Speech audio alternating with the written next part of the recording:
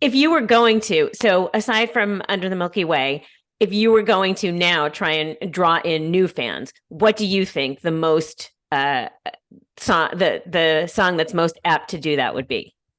Or group, collection of songs or album? Something up. I would play him the Hypnogogue.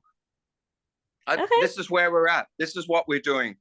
We have what we have done for the first time ever, or for the first time in a long time. It's really a band of superstars. Like we have Ian Hogue, who was in the biggest band in Australia called Powderfinger, who are a huge band in Australia. He's on guitar. We have Ashley Naylor, joining us on guitar. And he is the, like, if you're forming a band in Australia and you want the best lead guitarist, he would be like one of the three guys you would choose.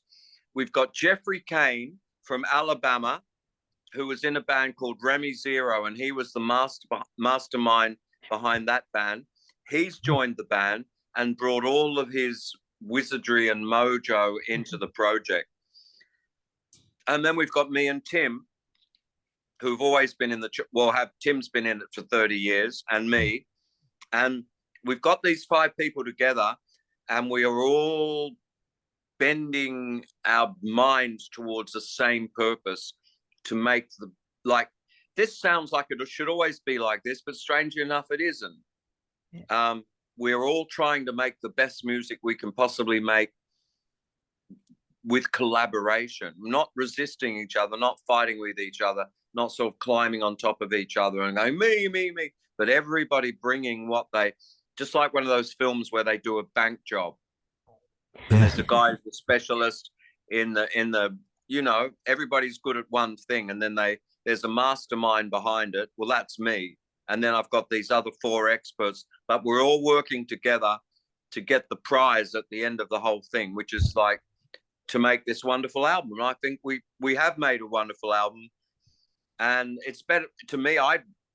Obviously I'm going to say I'd rather hear this than fucking Under the Milky Way. But if someone said to me, give me one song, I'd say, listen to the title track of the Hypnogogue. Have a listen to that. Yeah, it's great. 'Cause obviously, I mean, you said you're playing 6 songs from this album. You got to have a lot of confidence for people that are going to the show and like, I love this album. You're going to love this album. We're going to play this music for you, and you're going to love it. Yeah. Look, I think one has a rather solemn obligation to an audience, unless you say we are playing this album and this album, and the church have already done that many times. We say, if you buy a ticket this show, you're going to hear this and this.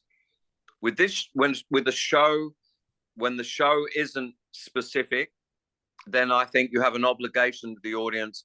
You're going to hear everything you want to hear, and you're going to hear some new songs off our new album.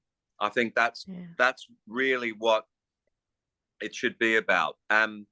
If you're not so jazzed on the new album, to tell you the truth, and you can go back and check this, I wasn't that jazzed on our last album. When we toured the last album, we only played a couple of songs off it because I thought there were only really a couple of good songs on that album. I didn't want to thrust any more than that down people's throats. But with this album, 6 songs. At least we could play more than that, but just because of the time, we're going to do a 2.5-hour set. It's pretty long.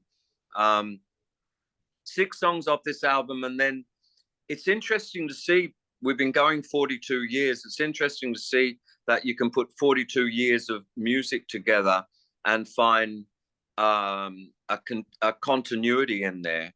There is a continuity of thought, a continuity of music, and a continuity of mood and atmosphere that was always, even when I began the church so long ago in another century, in another time, in another almost incarnation, I still wanted to do what I'm doing now, is make this kind of music, whatever it is. It's so hard to say what it is in one word, but whatever it is, this quasi-spiritual, some people say surrealist, some people say psychedelic, whatever it is, that's what our show will be a cross-section of. And I'm pleased to say There's no disconnects between, you know, it's not like suddenly in our career somewhere we did something completely different. You know what I mean? It's like it's always kind of been the same sort of thing. Yeah.